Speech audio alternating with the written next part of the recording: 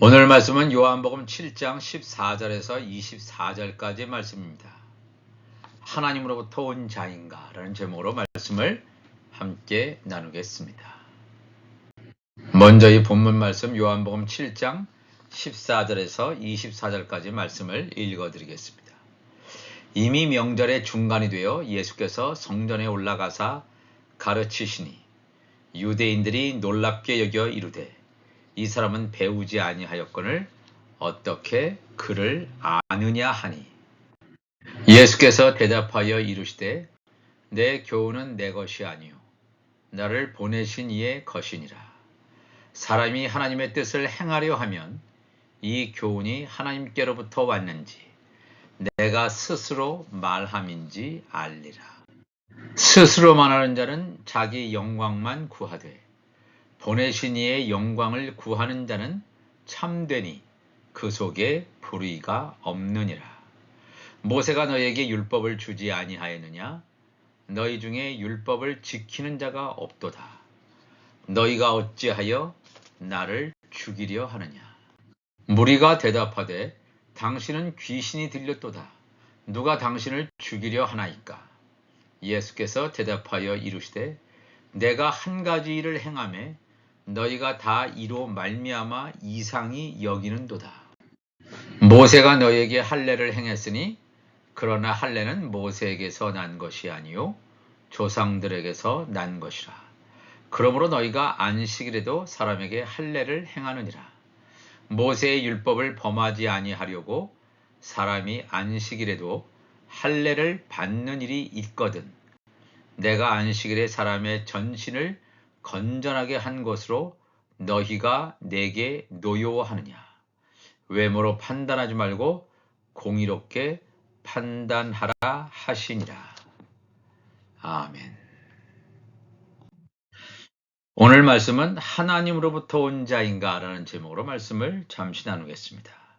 우리가 지난주에 뒤를 이어서 예수님께서는 초막절이라는 절기에 다른 사람들의 눈에 띄지 않게 비밀리에 예루살렘을 방문하시게 됩니다. 이번 방문의 목적은 요한복음 7장 14절이 우리에게 알려주는 대로 이미 명절의 중간이 되어 예수께서 성전에 올라가사 가르치시니라고 성경은 분명하게 증거하고 있습니다. 예루살렘 성전에서 하나님의 말씀을 가르치시기 위해서 예수님께서 예루살렘을 방문하셨다는 것입니다. 성전에서 공적으로 많은 사람들이 보는 앞에서 말씀을 가르치신다는 것은 어찌 보면 예수님의 비밀하고 조용한 행보와는 전혀 맞지 않는 발걸음이라고 생각할지도 모르겠습니다. 성전에서 가르치기 위해서는 자신을 드러내지 않고는 할 수 없는 일이었기 때문입니다. 예수님께서 성전에서 가르치시기 위한 어떤 허락을 받았다는 말도 없는데 어떤 종교 지도자가 예수님이 성전에서 가르치도록 허락했다 이런 말도 없는데 어떻게 예수님께서 갑작스럽게 성전에서 가르치시게 되었는지 기이할 수도 있습니다. 어떻게 이런 일이 일어날 수 있을까? 예수님의 행적은 전적인 하나님의 인도하심입니다. 그때그때 역사하시는 성령의 인도하심에 따른 것임을 알아야 합니다. 예수님의 가시는 길을 방해하거나 막을 수 없다는 것을 이 성경은 증거하고 있습니다. 요한복음 7장 12절에도 예수에 대하여 무리 중에서 수군거림이 많아 어떤 사람은 예수님은 좋은 사람이야 이렇게 생각하는 사람도 있는가 하면 어떤 사람은 아니야 무리를 미혹하는 자야 이렇게 예수님에 대한 평가가 극명하게 엇갈리는 상황에서 예수님이 가시는 곳마다 갈등을 일으킬 수 있고 분쟁을 일으키실 수 있지만 예수님은 과감하게 성전에서 가르치시는 놀라운 행보를 보여주시고 있다는 것입니다. 익히 예수에 대한 소문을 들어서 알고 있던 사람들은 예루살렘에서 예수를 만나보기를 고대하였습니다. 그러나 그것이 쉬운 일은 아니었습니다. 예수님의 생김새를 본 적도 없고 알 길이 없었던 사람들은 그 많은 예루살렘에 모인 인파 속에서 예수님을 찾아내기란 극히 불가능한 것처럼 보였기 때문입니다. 그런데 이게 웬일입니까? 버젓이 성전에서 가르치시는 예수님의 모습이 그들 눈에 들어왔습니다. 들어서 알고 있던 이 예수라는 사람이 과연 어떤 말을 하는 자이길래 이토록 찬반양론이 극명하게 갈리는 그러한 사람인가? 굉장히 사람들은 궁금했을 것입니다. 금방 많은 사람들이 모여들게 되었고 예수님의 말씀에 귀를 기울이게 됩니다. 요한복음 7장 15절을 보니까 유대인들이 놀랍게 여겨 이르되 이 사람은 배우지 아니하였거늘 어떻게 그를 아느냐 하니 그랬어요.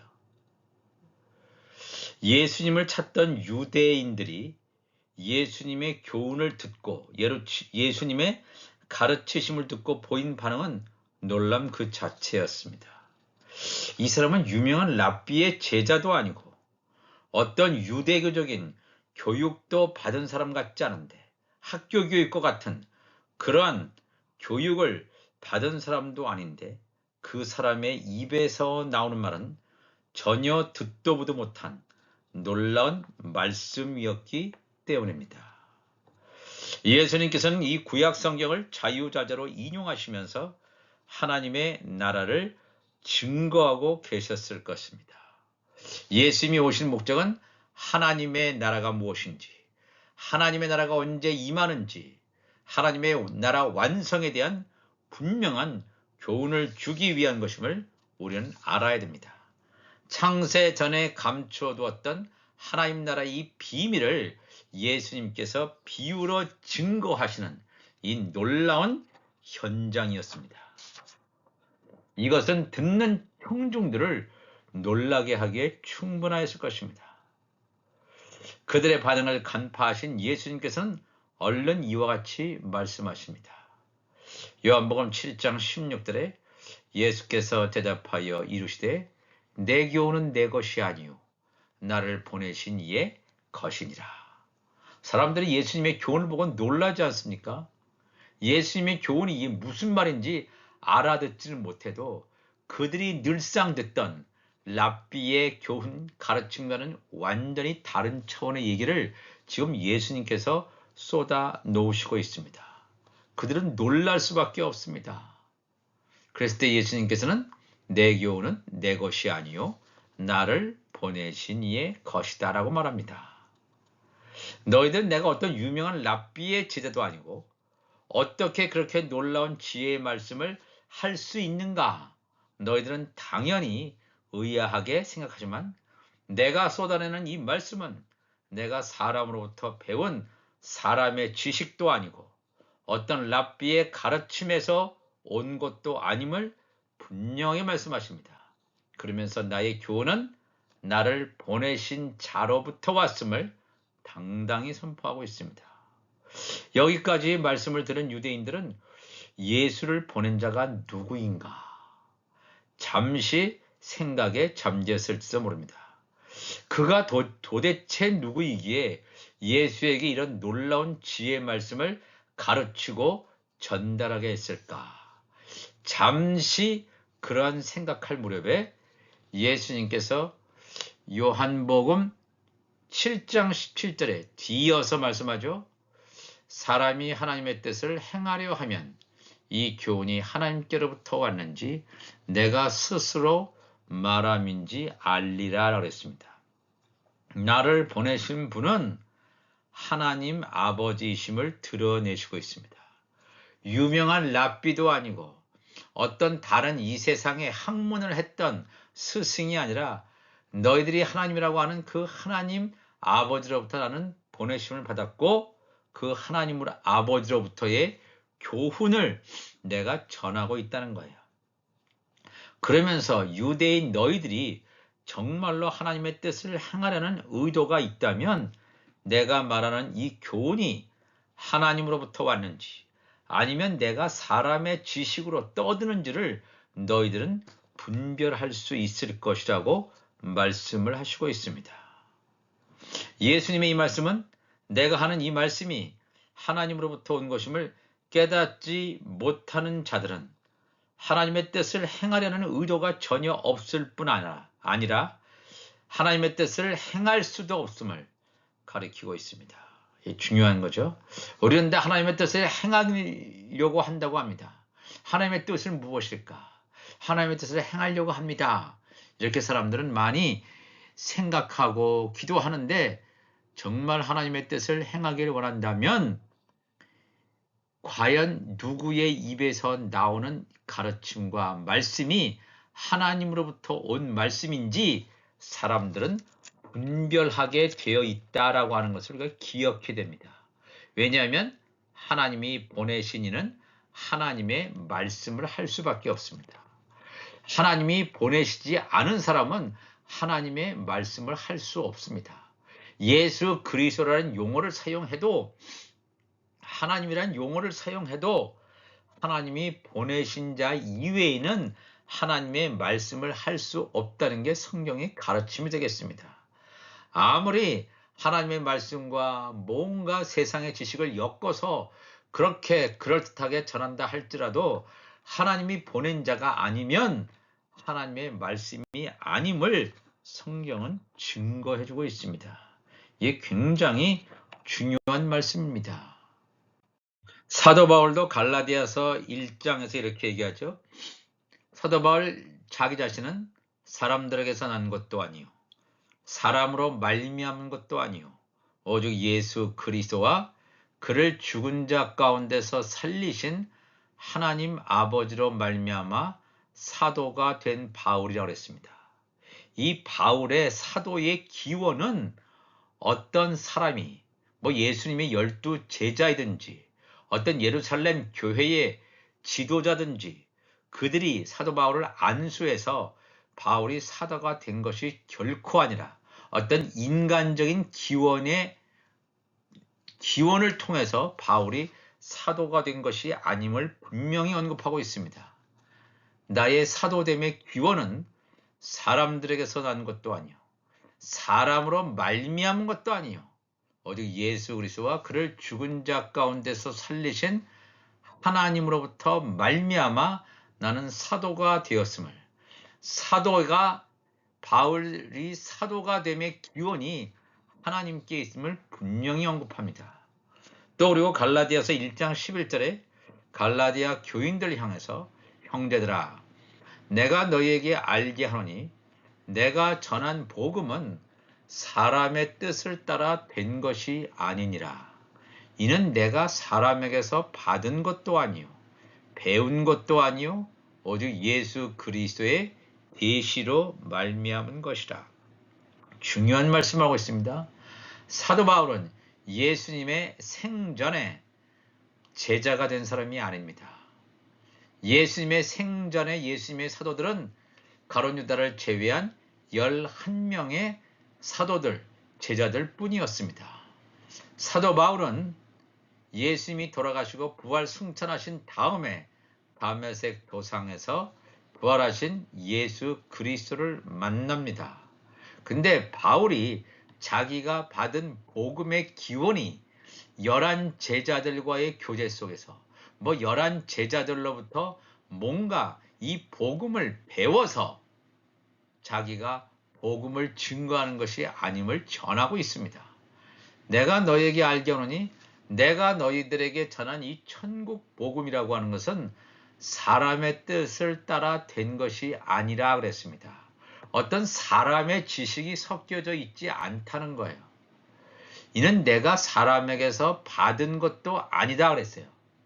11 제자로부터 어떤 유명한 랍비로부터 사람에게서 받은 것도 아니요 사람에게서 배운 것도 아니라 그랬어요.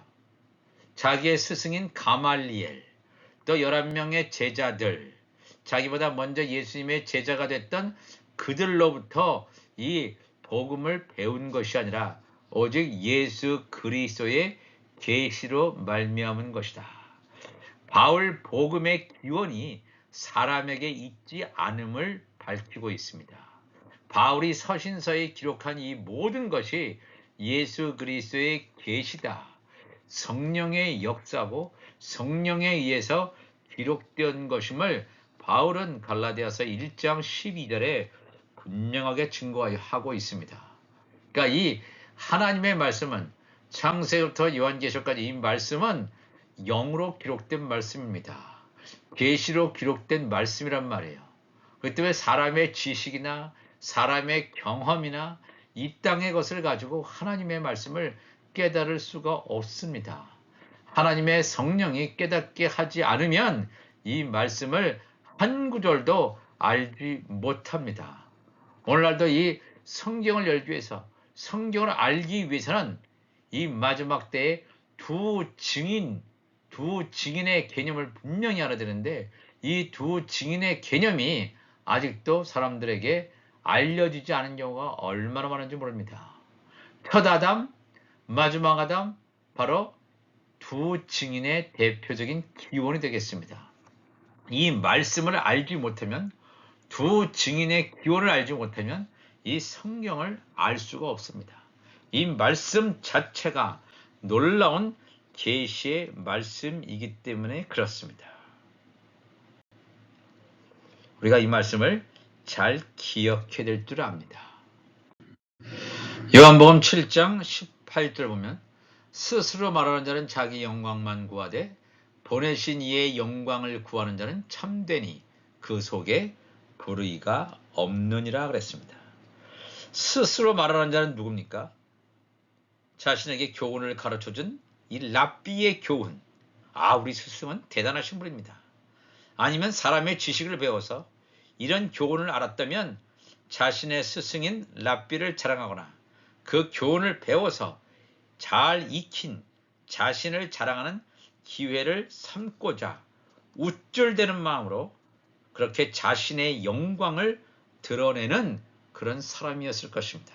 자신의 영광을 구하는 자, 내가 학위가 몇 개가 있고 내가 어디서 공부했고 내가 어떤 학문을 했고 자기 자신의 자랑을 구하는 자는 그 속에 불의가 있는 자예요. 자기 영광만 구하는 자예요. 이런 자는 하나님이 보내신 자가 아닙니다. 절대로 하나님이 보내신 자가 아니에요. 하나님이 보내시지 않은 자의 입에서 나오는 것은 하나님의 말씀이 아님을 우리는 잘 알아야 됩니다. 하나님 예수 그리스도를 조금 언급한다고 해서 그 말이 하나님이 아닙니다. 하나님의 말씀과 세상 지식을 섞어서 전하는 거, 이 하나님의 말씀이 아닙니다. 우리가 이 말씀을 분명히 알고 어느 사람의 입에서 하나님의 말씀이 나오는지 우리가 예의주시할 필요가 있습니다. 우리도 이 마지막 때에 하나님의 아들이라면 우리의 입을 통해서 성령의 검, 성령의 불이 나올 줄로 믿습니다. 이것은 나의 것이 아니라 하나님께서 주셨기 때문에 우리는 내 자신을 자랑할 수가 없고 나에게 이 복음을 주신 하나님, 나의 주인, 바로 나의 신랑 되신 예수 그리스도를 증거할 수밖에 없습니다. 나를 내세우고 나를 자랑한다? 그는 하나님이 보내신 자가 아닌 거짓 선지자임을 우리가 정확하게 알아야 됩니다. 예수님의 말씀을 듣는 청중들이 하나님을 섬긴다고 하면서도 하나님의 뜻을 알지도 못할 뿐더러 하나님의 뜻을 행하려는데 전혀 관심이 없음을 예수님께서는 이미 간파하시고 그들의 영적인 실상을 이렇게 폭로하시고 있습니다. 요한복음 7장 19절에 모세가 너희에게 율법을 주지 아니하였느냐? 너희 중에 율법을 지키는 자가 없도다. 너희가 어찌하여 나를 죽이려 하느냐 그랬습니다. 너희들은 이방인과 구별되는 하나님의 구별된 백성인 유대인이라고 그렇게 자랑을 쏟아 놓으면서도 나는 죄인인 이방인과 달라. 나는 하나님의 선한 하나님의 택한 백성이야. 나는 유대인이야. 이렇게 그들은 자랑하지 않습니까? 너희들은 하나님께서 모세를 통하여 시내산에서 주신 율법을 전혀 행하지 않고 있음을 예수님께서는 신랄하게 비판하고 있습니다. 하나님께서 모세를 시내산으로 부르셔서 하나님께서 사랑의 계명이 기록된 산도를 모세에게 주시지만 이스라엘 백성들이 금송아지를 만들어 놓고 우상 숭배하는 장면을 보게 되자 이 모세는 분노가 치밉니다. 그래서 하나님께서 주신 산도를 던져 깨뜨리는 정죄의 직분자임을 드러내고야 맙니다. 결국 하나님께서 모세에게 죽은 돌에 십계명을 기록하셔서 모세와 이스라엘 백성에게 주시게 됩니다.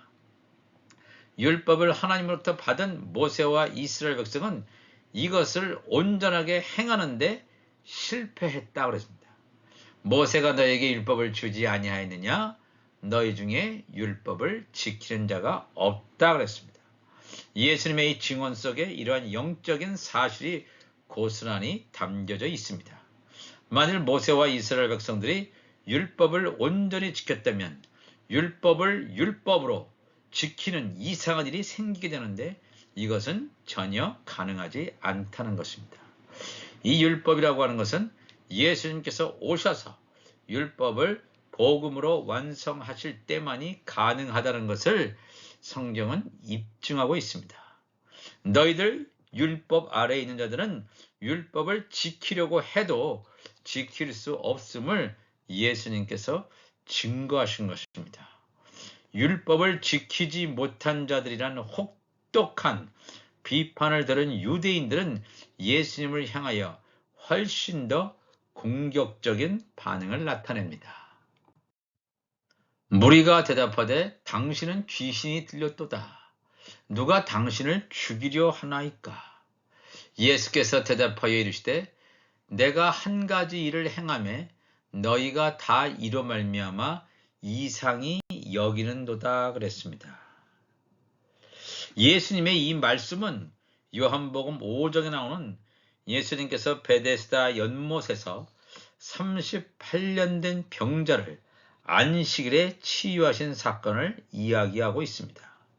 예수님의 38년 된 병자 치유 사건은 단순히 육신의 질병을 치유한 사건이 아니라 예수 이름의 죄사함의 세례를 베푼 놀라운 영적인 사건이었는데 이런 하나님 나라의 일을 알 길이 없는 유대인들은 그들이 알고 있는 안식일에 대한 잘못된 개념으로 인해서 하나님 나라의 완성을 위해서 행하시고 있는 예수님을 비난하고 있을 뿐만 아니라 심지어 예수님을 죽이려고 음모를 꾸민 것을 드러내시고 있습니다.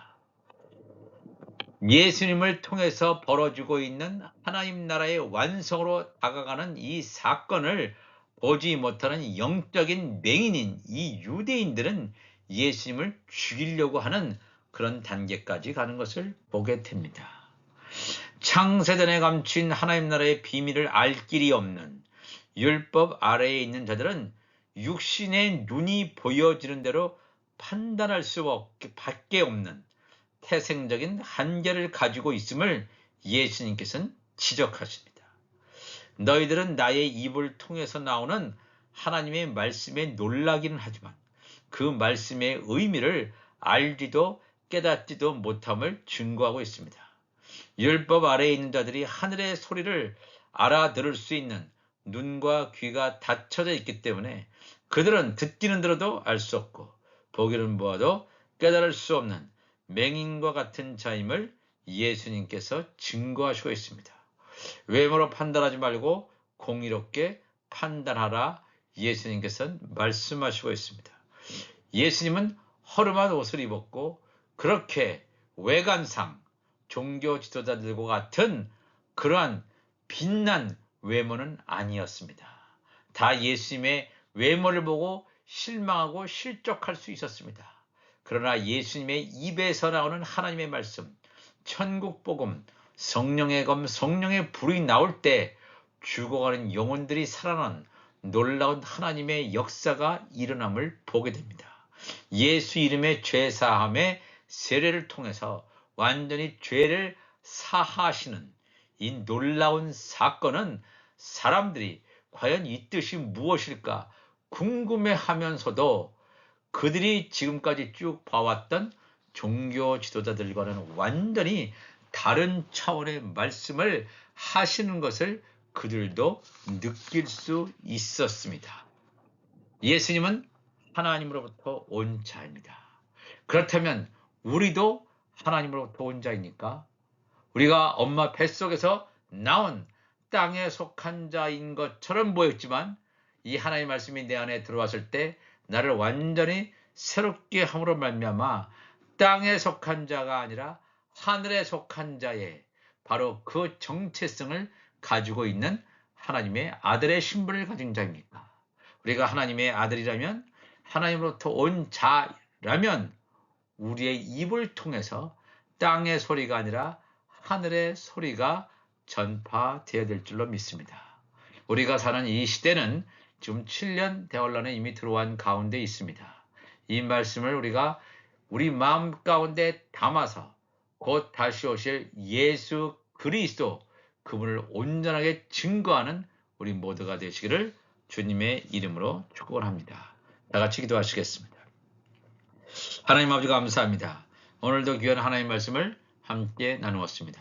이 말씀을 통해서 우리가 날마다 새로운 피조물로 세워져 가게 하시고 거룩한 하나님의 성전으로 완전히 세워져서 예수님께서 우리를 마지막 때에 부르실 때 우리의 몸이 살리신 이의 영으로 말미암아 온전히 부활 생명이 되는 놀라운 하나님의 역사가 일어나게 하여 주옵소서. 우리 주님 감사하며 예수님의 이름으로 기도합나이다. 아멘.